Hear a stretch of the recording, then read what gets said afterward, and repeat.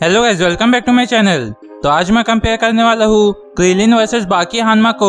Dragon ball super के क्रीलिन और बाकी द ग्रैपल सीरीज के बाकी हानमा में कौन ज्यादा स्ट्रॉन्गेस्ट है, यह सवाल एक ऐसे ह्यूमन के बीच एक फैसिनेटिंग कंपैरिजन प्रेजेंट करता है जिसने प्लेनेट डिस्ट्रॉइंग एलियंस और गॉड से भरी यूनिवर्स के कॉन्टेक्स्ट में इनक्रेडिबल हाइट्स तक ट्रेनिंग लिया है, और एक ह्यूमन जिसका लाइफ एक ऐसे दुनिया में अर्थ पर सबसे स्ट्रॉन्गेस्ट बनने के लिए डेडिकेटेड है जहां फिजिकल लिमिट्स लगातार तोड़ रहा है। इसका एनालाइज करने के लिए हमें उनकी पूरी पावर्स, एबिलिटीज और उनके रिप्रेजेंटेटिव यूनिवर्स के स्केल की एग्जामिन करना होगा। तो और बिना देरी किए इस वीडियो को स्टार्ट करते हैं।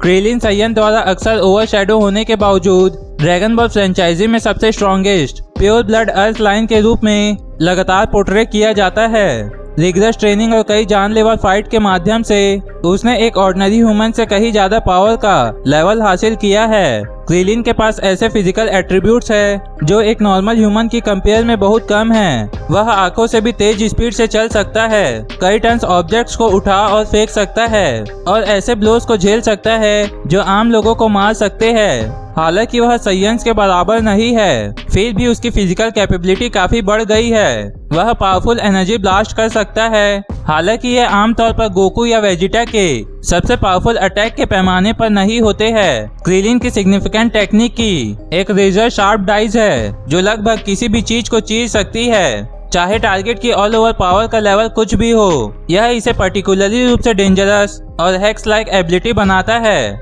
क्रीलिन एक ऐसे टेक्निक का यूज करता है जो लाइट की इंटेंस फ्लैश एमिट करती है और अपोनेंट्स को टेम्पररी रूप से अंधा कर देती है।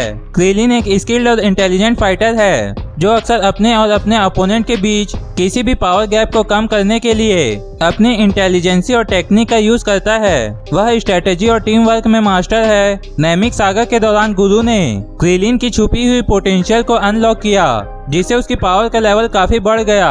हालांकि यह एक बार की घटना थी, लेकिन यह उसकी छिपी हुई कैपेबिलिटी को हाईलाइट करती है। बाकी हानमा अर्थ पर सबसे स्ट्रॉन्गेस्ट कैरेक्टर यूजिरो हानमा का बेटा है और उसका पूरा लाइफ अपने फादर से आगे निकलने के इर्द गिर्द घूमता है। वह अपने लिमिट्स को आगे बढ़ाने और एक फाइटर के रूप में इवॉल्व होने के लिए लगातार सबसे स्ट्रॉन्गेस्ट अपोनेंट की तलाश करता है और उनसे लड़ता है। बाकी में स्ट्रेंथ, स्पीड, ड्यूरेबिलिटी और रिफ्लेक्सेस है जो एक ऑर्डिनरी ह्यूमन से कहीं ज्यादा है। वह उन लोगों के साथ मुकाबला कर सकता है जो आसानी से कंक्रीट को तोड़ सकते हैं। सीरीज के दौरान उसकी फिजिकल कैपेबिलिटी लगातार बढ़ती जाती है क्योंकि वह स्ट्रॉन्गेस्ट अपोनेंट से ट्रेनिंग लेता है। बाकी ने बॉक्सिंग, कराटे और कई अदर वेरियस स्टाइल सहित मार्शल आर्ट की एक डिटेल सीरीज में ट्रेनिंग लिया है और इसमें मास्टरी हासिल की है। वह इन टेक्निक्स को कॉम्बैट में आसानी से मिलाता है और अपने अपोनेंट के अनुसार अपने अप्रोच को एडप्ट करता है। बाकी की एक यूनिक एबिलिटी है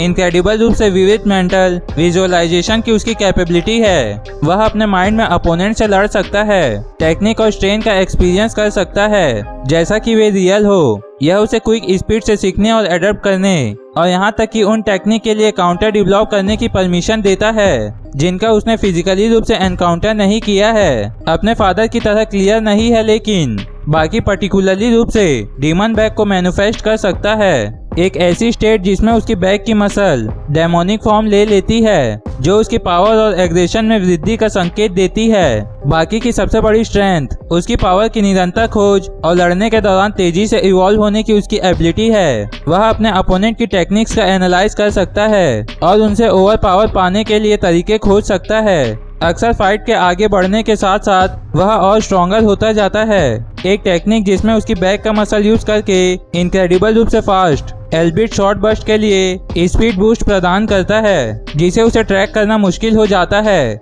क्रीलिन एक ह्यूमन के फॉर्म में भी ऐसे कॉन्टेक्स्ट में काम करता है जहां कैरेक्टर्स रेगुलरली रूप से प्लेनेट डिस्ट्रॉय करने की कैपेबिलिटी शो करते हैं, जबकि क्रीलिन खुद उस लेवल पर नहीं है। उसकी ट्रेनिंग और उसके द्वारा सामना किए जाने वाले दुश्मन उसकी बेसलाइन स्ट्रेंथ को नॉर्मल रूप से ह्यूमन पोटेंशियल के पीक से कहीं ज्यादा रखते हैं, यहाँ तक कि बाकी की एक्स जनरेशन वर्ल्ड में भी बाकी की स्ट्रेंथ उसके यूनिवर्स में एक्स्ट्रा ऑर्डिनरी है, जो उसे उन बीइंग से मुकाबला करने की परमिशन देती है जो फिजिकल स्किल के इनक्रेडिबल फैक्ट्स कर सकते हैं, लेकिन यह आमतौर पर ड्रैगन बॉल में मौजूद कॉस्मिक इम्प्लीकेशन तक नहीं पहुंचती है। दोनों ही फाइटर में सुपर ह्यूमन स्पीड है, बाकी ऐसे स्पीड से चल सकता है जिसे एवरेज ह्यूमन आई नहीं समझ सकती है। हालांकि क्रिलिन एक ऐसे यूनिवर्स में मौजूद है जहां कैरेक्टर्स अक्सर लाइट की स्पीड के करीब या उसे ज्यादा स्पीड से चलते हैं। हालांकि क्रिलिन को हमेशा स्पीड के उन टॉप टीयर्स पर नहीं दिखाया जाता है, लेकिन कैरेक्टर के साथ ट्रेंड और फाइट की उसकी एबिलिटी